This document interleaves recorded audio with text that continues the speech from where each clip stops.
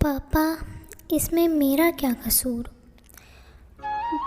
बात उस समय की है जब मेरी बेटी का जन्म हुआ था। मेरी बेटी सर्जरी से हुई थी, इसलिए कुछ दिनों के लिए मैं मम्मी पापा के घर पर ही रुक गई। दोपहर का समय था, घर पर कोई न था। मेरी मम्मी और मेरी बेटी गहरी नींद में सो रहे थे। कानों में कुछ हलचल सुनाई दी। मैंने खिड़की से झांक कर बाहर देखा। पूनम आंटी के दरवाजे पर भीड़ लगी हुई थी। पूनम आंटी से हमारे बहुत अच्छे रिलेशन हैं, सो मैं धीरे धीरे चलती हुई पूनम आंटी के दरवाजे तक जा पहुंची। जब मैं वहां पहुंची, वहां का नज़ारा देखकर मैं सकते में आ गई। एक 20-21 साल का लड़का जो सीना ठोक कर ये दावा कर रहा था कि सोनल उससे प्रेम करती है। इन लोगों ने सोनल को कहीं छुपा दिया है। उस लड़के की पिटाई हो चुकी थी, ये उसे देखकर पता चल रहा था। जगह जगह चोट के निशान थे। सबसे बड़ी बात, उस लड़के ने अपने हाथों में जहर की एक शीशी पकड़ रखी थी। वह लड़का ज़ोर ज़ोर से बोल रहा था, मुझे सोनल से मिलना है, मुझे सोनल से मिलना है। यदि इन लोगों ने मुझे सोनल से नहीं मिलने दिया तो मैं जहर खाकर अपनी जान दे दूँगा। पूरी बात तो मुझे पता नहीं थी, लेकिन मैंने अंकल से कहा, अंकल पुलिस को फ़ोन कीजिए तुरंत। अंकल घबराते हुए बोले, पुलिस आएगी तो बहुत बदनामी होगी। मैंने कहा, जितनी बदनामी होनी थी सो तो हो गई। अब यदि इस लड़के ने कुछ कर करा लिया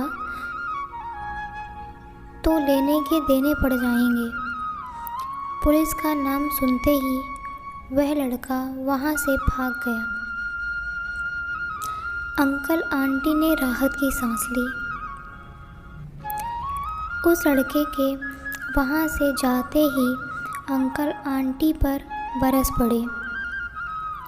मैंने कहा था कि आगे की पढ़ाने की ज़रूरत नहीं है, इसको शादी कर देते हैं, आगे उसके ससुराल वालों की मर्ज़ी।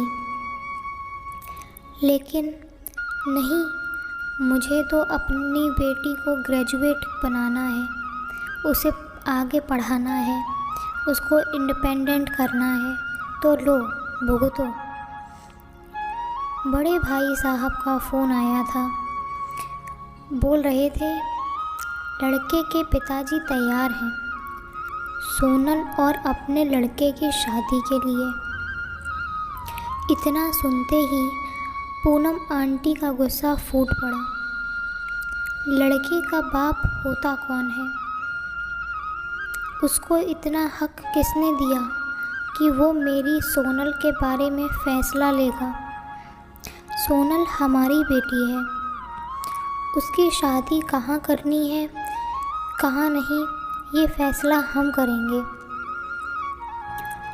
और मैं उसके पागल बेटे से अपनी बेटी की शादी हरगिज़ ना करूँगी।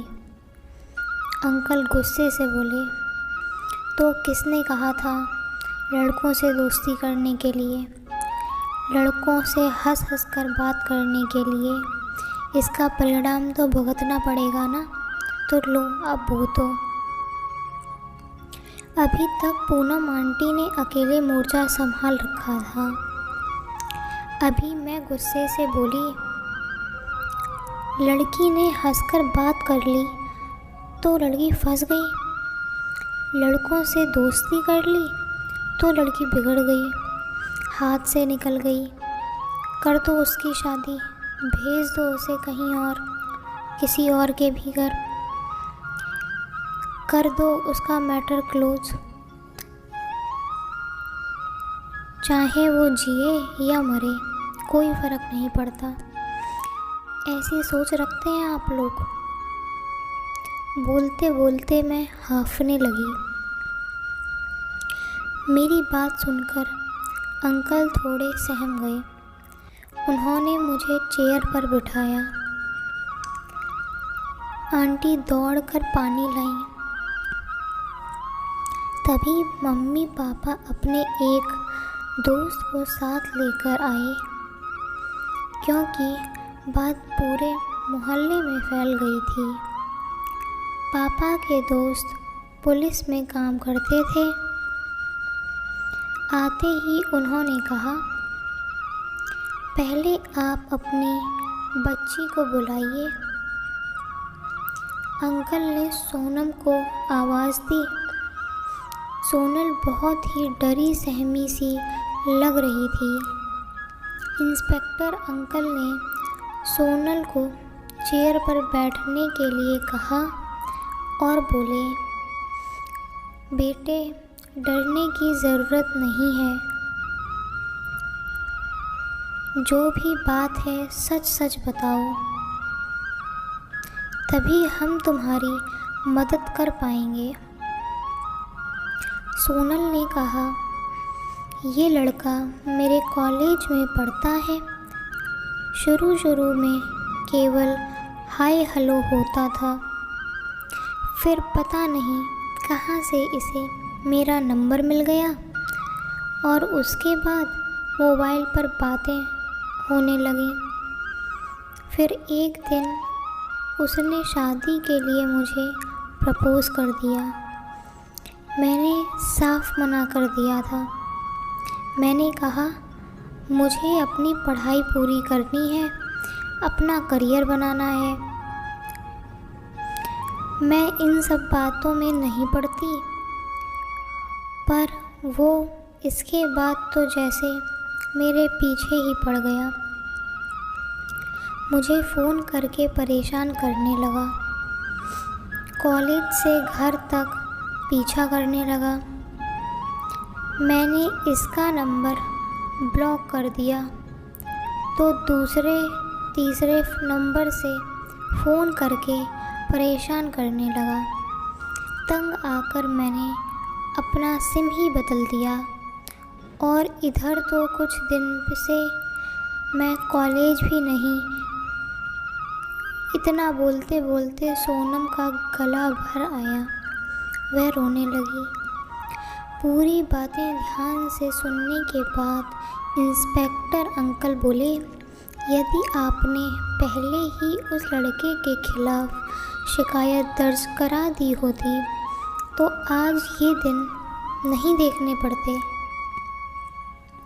पता नहीं कब आप लोग समझेंगे कि पुलिस प्रशासन आपकी सुरक्षा और सहायता के लिए है, लेकिन आप लोगों ने तो पुलिस को अपना दुश्मन मान बैठे हो। खाना खा लो बेटा, नहीं तो पुलिस आ जाएगी। सो जाओ बेटा, नहीं तो पुलिस पकड़ ले जाएगी। बचपन से ही पुलिस को लेकर एक डर बैठा दिया है। आप लोगों ने कोई छेड़ रहा है तो इग्नोर करो। पुलिस में जाएंगे तो बदनामी होगी। पति ने मारपीट की तो छोड़ो, सब चलता है।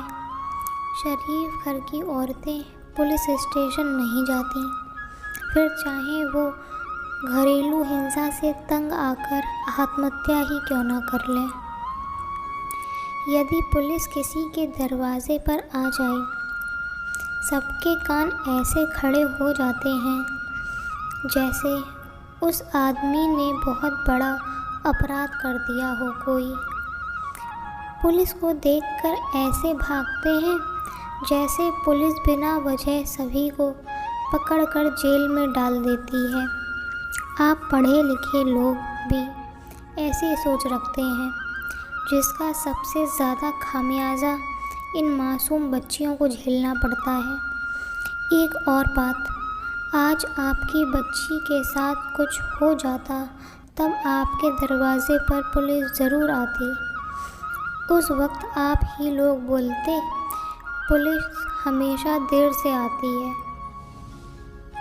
जब कांड हो जाता है, पुलिस हमेशा देर से क्यों आती है, ये आप सब सोचिएगा। ज़रूर इंस्पेक्टर अंकल ने लड़के के पिताजी को भी बुलाया था।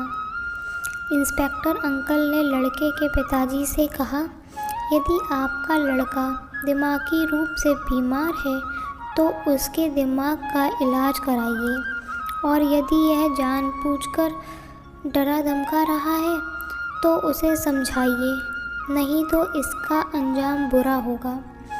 आज तो मैं एक दोस्त की हैसियत से समझा रहा हूँ, लेकिन यदि उसने अपनी हरकतें बंद नहीं की तो कल मैं वर्दी वाले पावर के साथ मिलूँगा। और हाँ, जाते जाते एक बात, आज अपने बेटे की जो हालत है उसके लिए कहीं ना कहीं आप जिम्मेदार हैं। बचपन से उसकी हर जायज़ नाजायज़ मांग पूरी करके तभी तो आज आपसे ऐसी नाजायज़ मांग कर रहा है। लड़के का पिता भी बहुत शर्मिंदा था, सो उसने पुलिस अंकल को आश्वासन दिया कि अब दोबारा ऐसा कुछ ना होगा। सोनल ने भी अब राहत की सांस ली और इस तरीके से वह अपने कॉलेज अब जाने लगी और मन लगाकर पढ़ने लगी। सोनल के पापा भी अब धीरे धीरे नॉर्मल हो रहे हैं। दोस्तों, इस कहानी से शिक्षा मिलती है कि अगर बच्चे या बच्चियां गलतियां करें तो उनकी भूल समझकर माफ़ कर देनी चाहिए, और यदि वह गलती बड़ी है तो एक दंड के रूप में एक सीख ज़रूर देनी चाहिए। पर इसमें सोनल की कोई गलती ना थी, तो उसको ऐसा नहीं, उनके पिता को ऐसा नहीं करना चाहिए था, बल्कि सोनम का साथ देना चाहिए था, क्योंकि बेटियों को हमेशा ही लोगों की नज़र में गलत बता दिया जाता है, भले ही उनकी गलती हो या ना हो। इसलिए कहानी पसंद आई हो तो प्लीज़ चैनल को सब्सक्राइब करें, वीडियो को लाइक करें, कमेंट करें और शेयर करें, और अपना भी अगर कोई संदेश हो तो कमेंट सेक्शन में ज़रूर बताएं। धन्यवाद।